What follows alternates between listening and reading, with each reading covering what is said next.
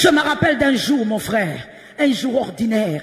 Mon Dieu, tu sais, lorsque le diable veut te déstabiliser, te détruire, c'est aussi un jour ordinaire. C'était un jour ordinaire. Moi et mon mari, nous nous sommes dit, allons un peu nous détendre dans un bon restaurant. Et les enfants, comme ils sont toujours là, vous savez, quand vous faites les enfants, c'est fini, hein. Vous n'avez presque plus de liberté. Alors nous, on devait aller à deux, mais ils sont venus. On dit, bon, on y va. On est parti. Et mon mari, ce jour-là, était un peu fatigué. Il dit, bon, quelqu'un d'autre va conduire parce que le chauffeur n'était pas là. On dit, ok. Le monsieur là, il prend le volant. Que moi, je ne connaissais ni d'Adam ni d'Ève. Mais bon, il prend le volant. Pendant qu'on roulait, à un moment donné, moi, je voyais le grand car qui venait. Je crois que c'était à notre gauche. Pendant que le grand car venait, moi, je me disais, bon, certainement que le chauffeur aussi voit. Il va s'organiser pour rentrer dans sa bande. Pendant que le grand car venait, lui aussi va de l'autre côté. Le grand car nous cogne par devant. La voiture tourne. La seule chose que j'avais dite, j'ai fermé mes yeux et j'ai dit, Jésus.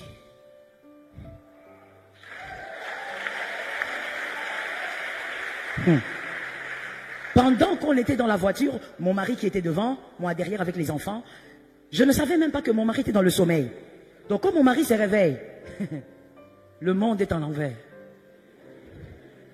À un moment donné, on ne sait pas, en tout cas personne ne sait ce qui s'est passé. Parce que quand la voiture s'est renversée, même les gens autour ont crié. Je pouvais entendre les gens du dehors hurler. Mais à un moment donné, la voiture est revenue à ses pas. On a regardé à gauche, on a regardé à droite. Il n'y avait personne. Maman, mon mari, il était dans la voiture avec moi.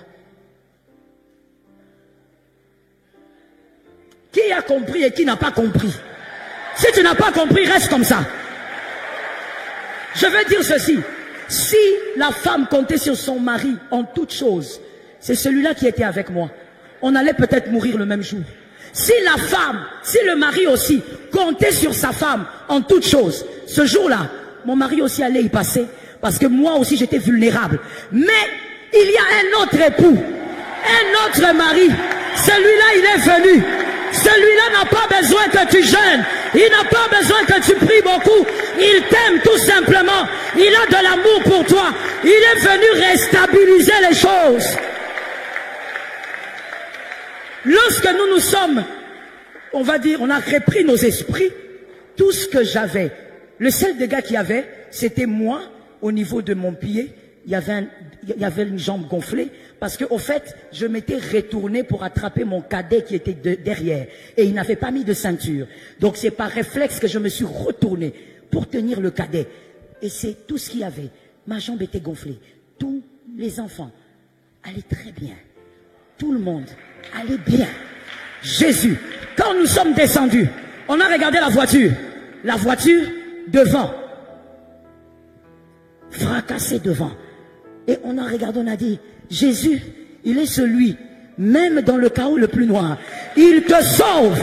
Même si la voiture a des dégâts, toi tu es sauvé, toi tu es libéré, toi tu es délivré. Je dis à une âme, ne rate pas la manne cachée.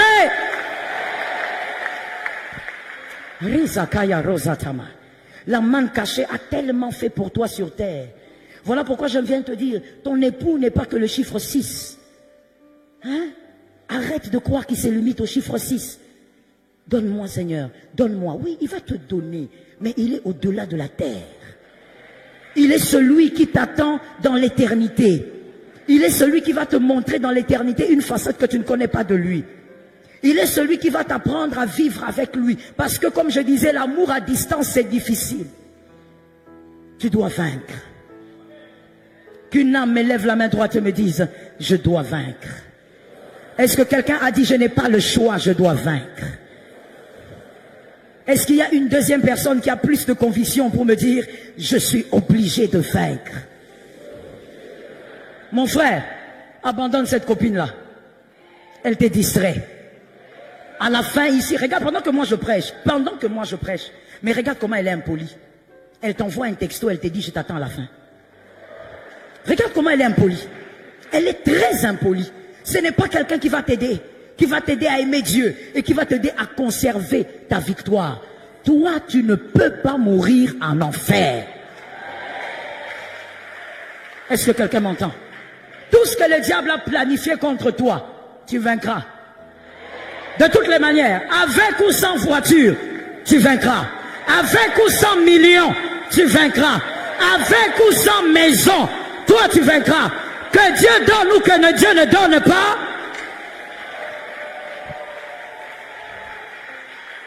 Dans le premier livre de mon mari, il parle du bijoutier et des bijoux. J'aime beaucoup cette histoire. 3 filles entrent dans une bijouterie et les 3 filles aiment les bijoux. Et puis elle dit, oh, on va acheter ces bijoux. Ce sont des très beaux bijoux. Et puis il y a une 4e qui vient après elle qui dit, moi je cherche le bijoutier, je peux le voir? C'est-à-dire, toi tu admires les bijoux, mais il y a quelqu'un qui a fait les bijoux. Toi tu veux mourir pour les voitures. Ah frère, il y a quelqu'un qui a créé le ciel et la terre. Ah, cet amen n'est pas normal. Laissez-moi aller ailleurs alors. Je dis, il y a quelqu'un qui a créé le ciel et la terre. Quoi? Ma soeur, tu veux abandonner Jésus, pourquoi? Parce que tu n'as pas d'enfant? Ah, ma soeur, c'est Dieu qui maîtrise les entrailles de Sarah. Même à la ménopause, il peut te surprendre. Laisse-moi prophétiser en disant, il te surprendra sur la terre et tu vivras dans l'éternité avec lui. Ah, localise un homme de foi, dis-lui, nous autres, nous sommes les hommes de double portion. Dis-lui, nous sommes les hommes de double portion.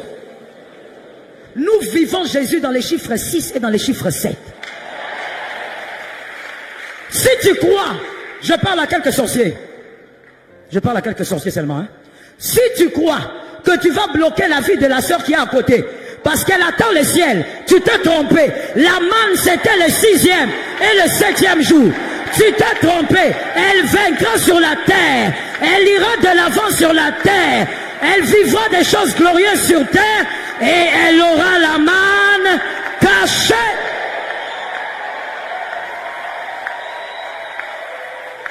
Frère, nous sommes bénis de toutes les bénédictions spirituelles. En Dieu. Tu vivras ces mystères-là. Voilà pourquoi tu dois vaincre. Ma soeur, ça ne sert à rien de mal t'habiller. Tu attires les démons pour rien. Tu n'as pas le temps d'attirer les démons. Tu as le temps d'attirer l'onction. Il faut vaincre. Vous savez, lorsqu'on est inconscient spirituellement, c'est là qu'on se dispute pour des petites choses. Oh non, montrez-moi dans la Bible, là où embrasser c'est un péché. Je vous ai déjà fait ça ici à la compassion. Chez les jeunes, je vous ai déjà démontré ça ici. Non? Je ne veux pas de problème, je serai suspendu, je ne réponds pas cette histoire-là. Tu veux qu'on te montre quoi? Embrasser c'est un péché?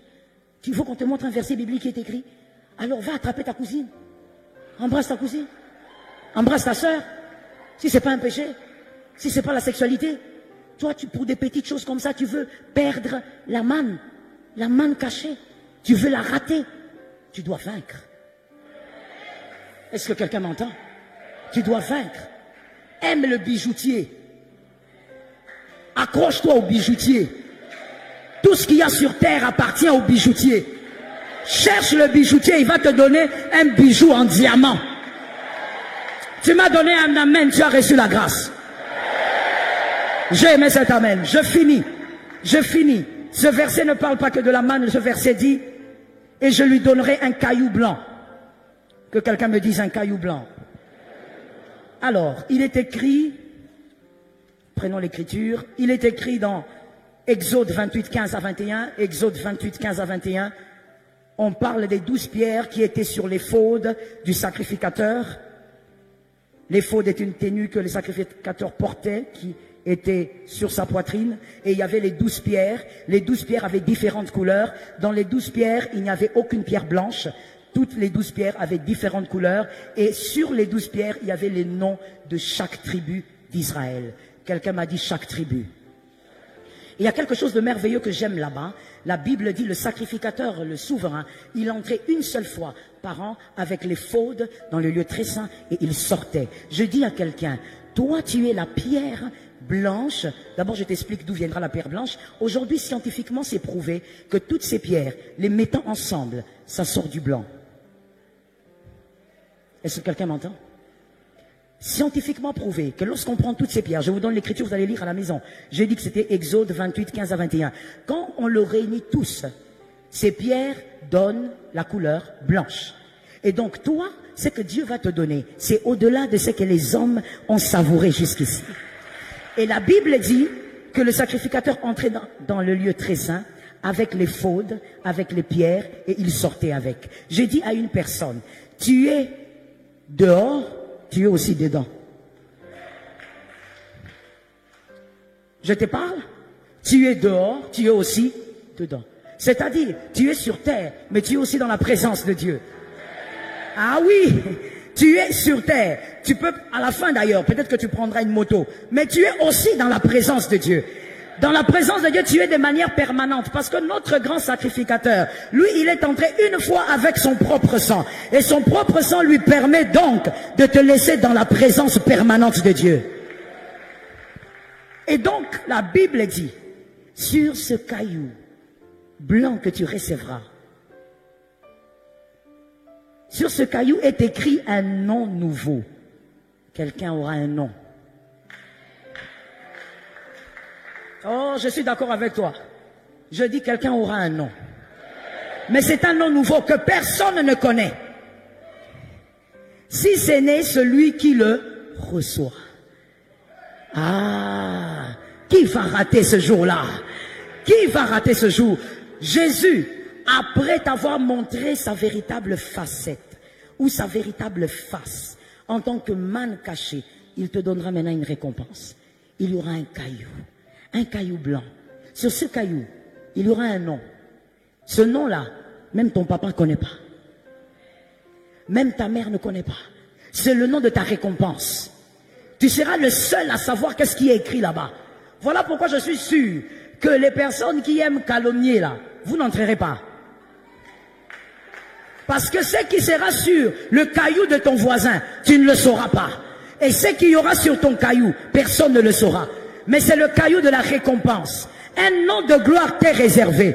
Réservé à celui qui vaincra. Il y a un nom de la gloire qui t'est réservé. Si aujourd'hui on ne connaît pas ton nom, ce n'est pas grave.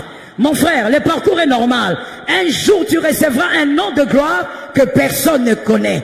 Que quelqu'un dise à son frère, je recevrai mon nom. Ah, dis-le avec autorité, dis à un autre, je recevrai mon nom. Oui, la manne cachée viendra. Et ça sera la fin de ces fiançailles prolongées, sans rencontre physique. La manne cachée revient. Et quand la manne cachée revient, tu découvres comment est ton mari. Ah, peut-être que tu diras, ah, les amis de l'époux ne nous avaient pas dit toute la vérité. La manne cachée est plus excellente que ce qu'on nous avait prêché. Et la manne cachée va te donner une récompense.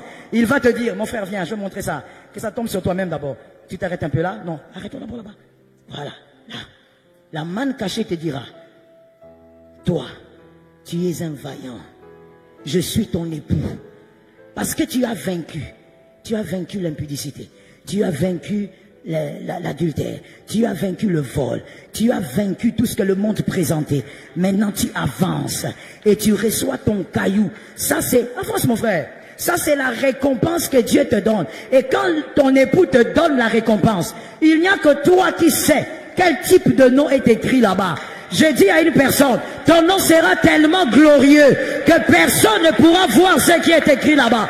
Ton nom sera tellement glorieux que personne ne pourra lire ce qui est écrit là-bas. Voilà pourquoi je veux dire à quelqu'un, mon frère, apprends à tes enfants qui est l'époux. Merci mon frère, est-ce que quelqu'un m'a entendu? Apprends à tes enfants qui est l'époux. De cette manière, ce jour-là, lorsque l'époux viendra, quand tu avances, tu regardes à côté, c'est ton fils Jacques. Tu regardes de l'autre côté, c'est ta fille Marguerite. Vous tous vous avancez, les vaillants de Jésus. Ah, je prophétise, tu vaincras sur terre. Tu vaincras sur terre. Le diable est un menteur. Jésus est vainqueur. Tu vaincras. J'étais en train de prophétiser. J'étais en train de prophétiser. Quoi qu'il arrive, toi on ne t'aura pas. Tu vaincras sur terre. Tu auras la manne et tu auras la pierre. La récompense des vaillants. Tu as eu l'occasion, tu as eu les opportunités. On t'a présenté des livres. Lis ce livre. Et puis tu seras initié. Mon frère, regarde ces livres et dis, ces choses sont des choses pourries. Ce sont des choses inutiles. La manne cachée m'a réservé un caillou. Tu vaincras malgré les problèmes que tu as. Je parle à quelqu'un. Le diable pense t'acculer, mais plus il va serrer, toi tu vas avancer vers ta victoire. Plus il va serrer, toi ta foi va augmenter. J'ai dit ta foi va augmenter. Malgré la crise, malgré les problèmes, ta foi va